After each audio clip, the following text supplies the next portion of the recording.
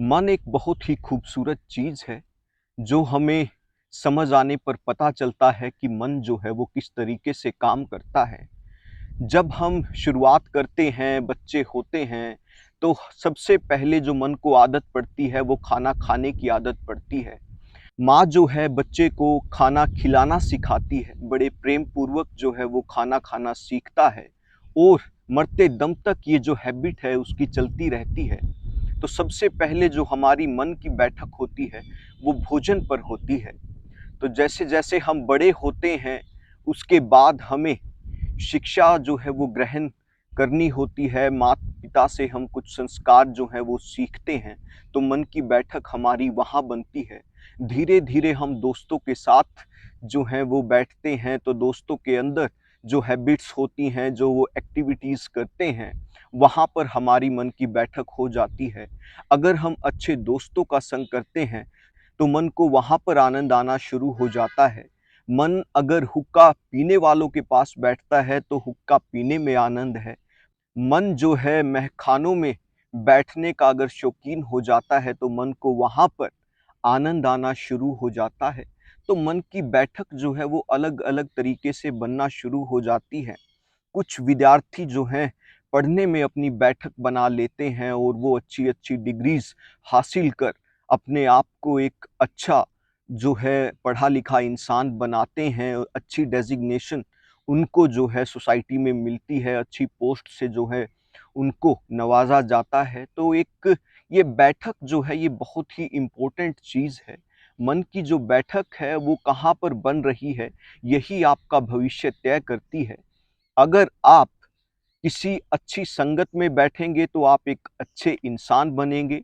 अगर आपकी बैठक कहीं गलत होगी तो उस तरीके का आचरण जो है आपके अंदर विकसित होना शुरू हो जाता है। तो ये बात हुई मन की, तो ये मन जो है एक बहुत ही खूबसूरत जो ऑर्गन है, आप समझ सकते हैं कि हमारे अंदर चल रहा है। माइंड जो है वो बहुत ही खूबसूरत तरीके से काम करना शुरू कर देता है मन के साथ। तो अब बात करते हैं कि हम मन का ज़िक्र क्यों कर रहे हैं? तो मन जो है वो हमारे लिए बहुत ही फ़ायदेमंद हो सकता है। तो यहाँ पर हमने सीखा कि किस तरीके से अलग-अलग जगहों पर मन को लगाने से हमने प्रोलिफिक रिजल्ट्स जो है वो हासिल किए। जो है हमारे साधु संत जो हैं वो कई बार वो समझाने का उनका अर्थ कुछ और होता है और समझ हम कुछ और जाते हैं, तो हमें वो कुछ चीज़ों के लिए मनाही करते हैं। और ये मनुष्य का स्वभाव रहा है कि आपको जिस चीज़ के लिए रोका जाता है, आकर्षण उसकी तरफ ज़्यादा बढ़ जाता है। आज जो है स्पिरिचुअल इंस्टीट्यूशंस की कमी नहीं है, इसके बावजूद भी इंडिया में जो स्मोकिंग है, वो बहुत ज़्यादा बढ़ रही है। भारत जो है वो दूसरा कंज़्यूमर बन चुका है स्मोकिंग करने के मामले में। हालाँकि यहाँ पर जो इंस्टीट्यूशंस हैं, स्पिरिचुअल इंस्टीट्यूशंस हैं, एजुकेशनल इंस्टीट्यूशंस हैं, वहाँ पर मोरल वैल्यूज़ इस तरीके की सिखाई जाती हैं कि ये चीज़ें गलत हैं। लेकिन उसके बावजूद भी आकर्षण क्यों बना? तो ये आकर्षण बनता है आपकी बैठक से, क्योंकि आप जहाँ पर बैठ रहे हैं, सोसाइटी में जो चीज़ें देख रहे हैं, वो चीज़ें आपको आकर्षित करती हैं। तो हमें मन की बैठक को किस तरीके से बदलना है? तो सबसे पहले तो हमें शुरुआत करनी है कि हम मन को देखें कि वो कहाँ-कहाँ जा रहा है और वो आप तभी देख सकते हैं जब आप अपने आप को देखते हैं। जैसे आप शीशे के अंदर अपने आप को सजते-संवरते हुए देखते हैं, आप देखते हैं कि आपके बाल जो हैं वो ठीक नहीं हैं, आपका चेहरा जो है वो ठीक नहीं है, आप इसको धोते हैं, इसको अलग-अलग तरीके से सुसज्जित करते हैं। तो इसी तरीके से मन की जो सज्जा है, सुसज्जित करना इसको भी बहुत ज़्यादा ज़रूरी है। तो अच्छे विचारों से सबसे पहले इसको अलंकृत करें। जैसे-जैसे आपके इम्प्रेशंस अच्छी हैबिट्स के तैयार होने शुरू हो जाएँगे, तो मन जो है वो एक बहुत खूबसूरत खेल आपके जीवन में खेलना शुरू कर देता है। तो यहाँ पर बात हुई है हमारे दैनिक आचरण की, तो इससे हम एक अच्छे जो इंसान है वो बन सकते हैं।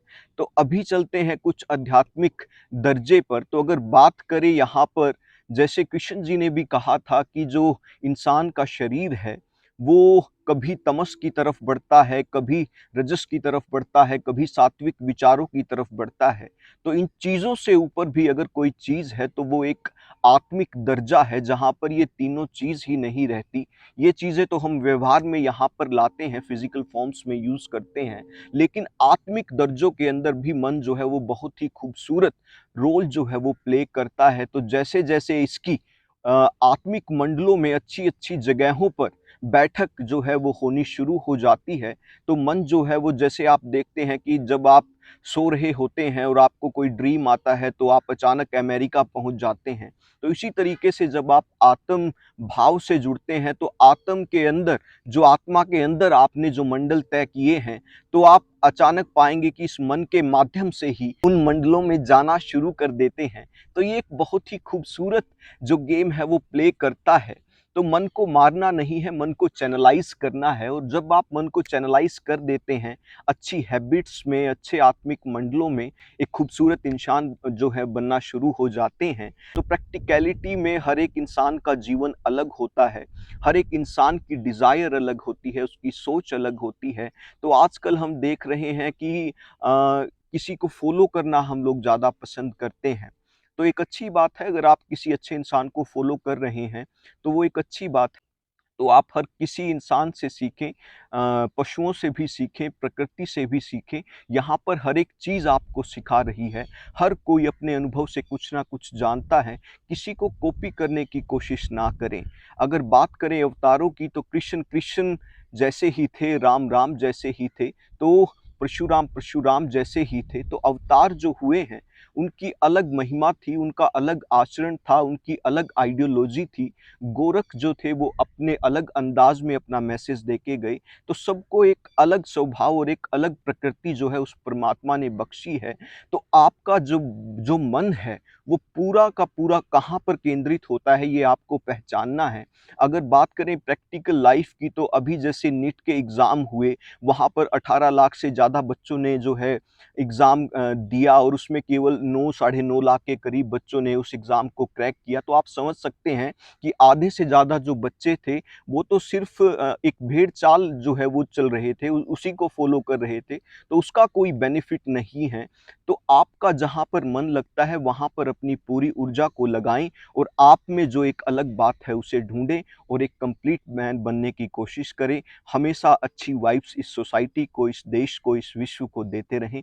तो ज़्यादा से ज़्यादा इस वीडियो को शेयर करें। धन्यवाद। जय हिंद, जय भारत।